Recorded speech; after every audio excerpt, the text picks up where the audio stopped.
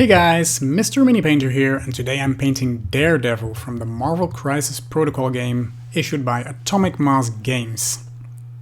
To start off with, I primed the model in a black primer.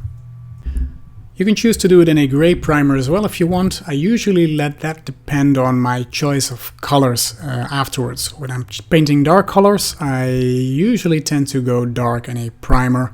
And when I'm painting bright colors, I usually tend to go with a grey or light grey primer.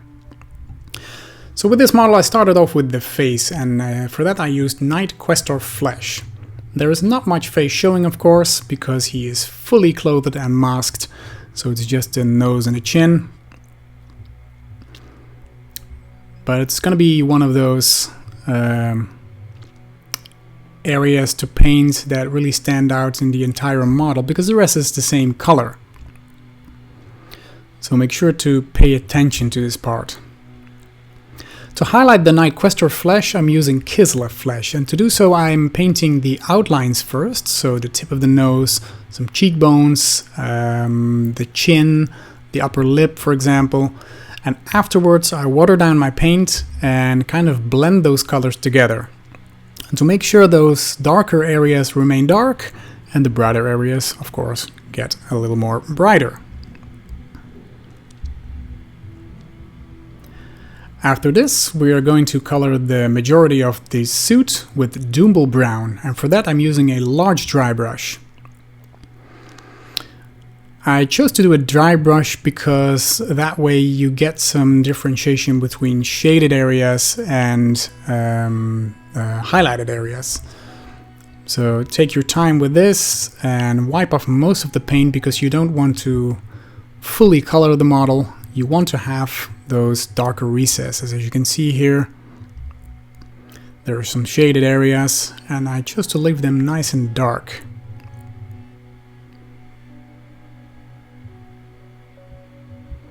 You don't have to be too careful here, because we're going to take it a few stages further, of course, but try and be as precise as possible.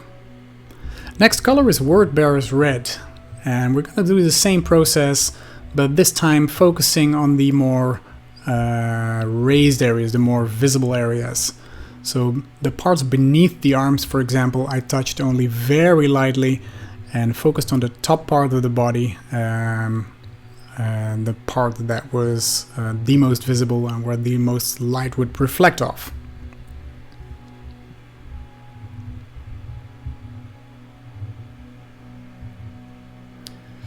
And we're going to repeat this process with Evil Sun Scarlet. Again, focused on the raised areas, but decrease your area of operation, and just focus on the top parts of the model. Top of the head, top of the arms, top of the shoulders, top of his legs.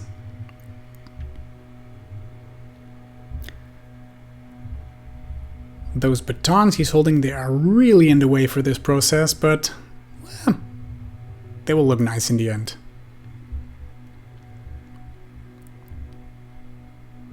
Next I'm washing everything with Agrax Earthshade to kind of blend in those colors together and create some extra shaded areas where needed.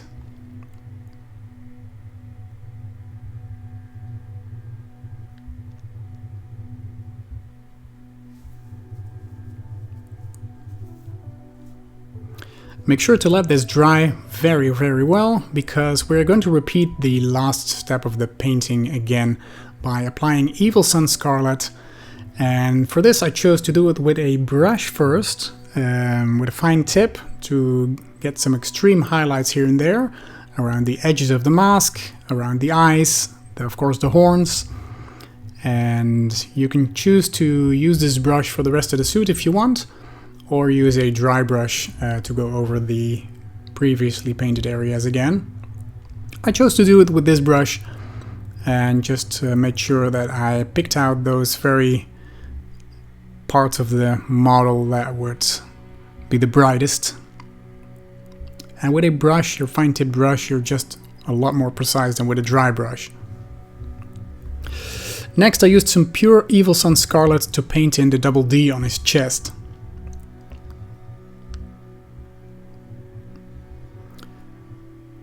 It looks nice when the dried up Agrax Earthshade is still showing, so you get a nice dark edge around the 2Ds.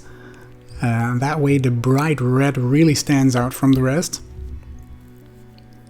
So take your time with this and try and be as precise as possible.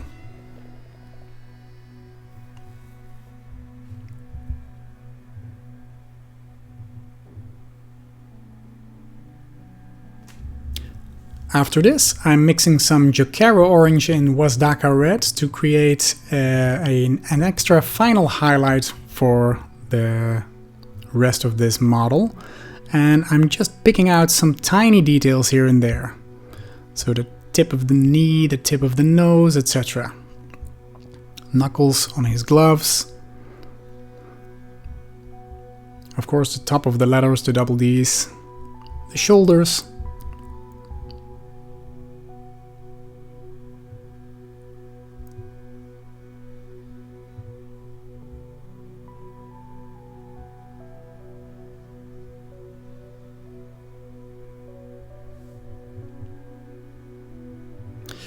And then we're going to continue on his batons, and more or less the same process. To start off, base color with Worldbearer's Red.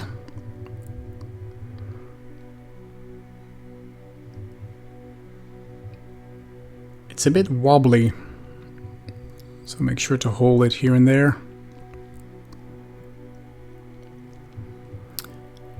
Then we let that dry, and in the meanwhile I'm painting the... is it called a rope? I don't know. A whip? I don't know, kind of a line, right? With Corvus Black.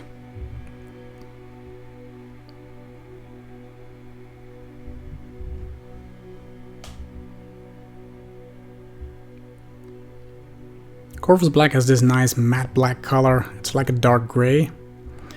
And afterwards I'm dry brushing some Mechanica Standard Gray on the top parts of this, well, rope, whip? I don't know, what are we gonna call it?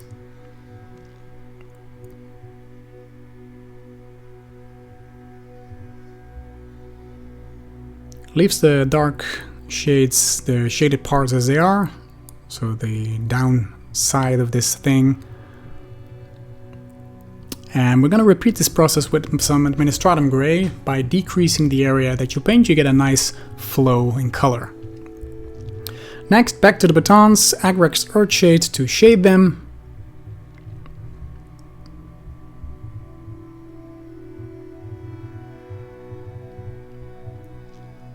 And then re-highlight them with some Wordbearer's Red. Leave those shaded parts nice and dark. Otherwise, what's the point, right?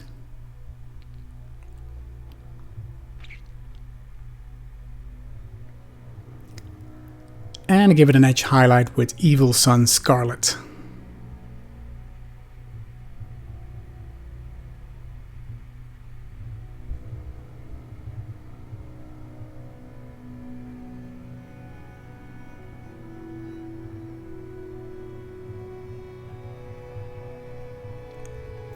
Then I'm using Palette Witch Flesh to paint in the eyes. I want the eyes, they're not going to be white, but we're going to use a bright red color, and for that I'm using a base coat of white to make them glow a little bit more.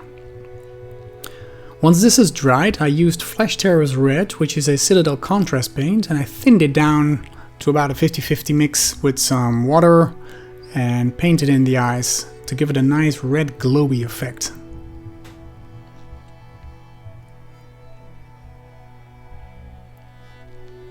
And then it's off to the base. Mechanica Standard Gray for the bottom part. I kind of base coated everything with this color because the black was a bit too dark for my taste. Also for the... is it a tombstone? I don't know what he's standing on.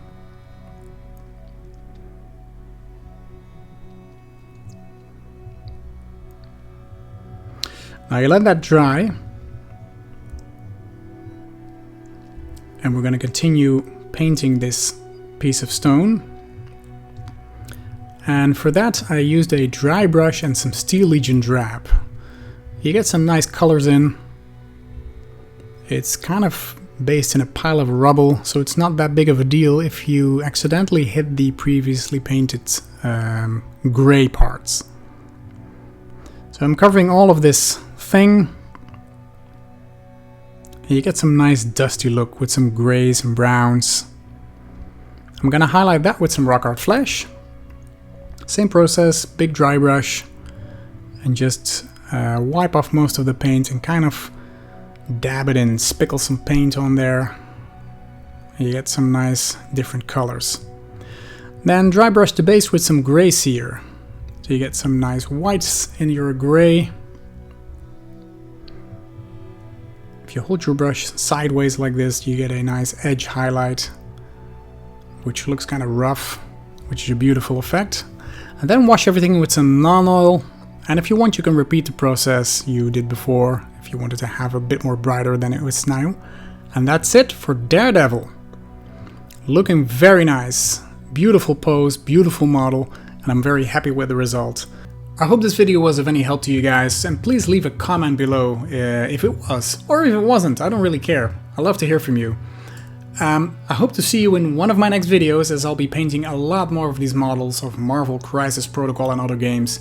So please consider subscribing to the channel, so I'll keep you posted, and I hope to see you in one of my next videos. Bye bye!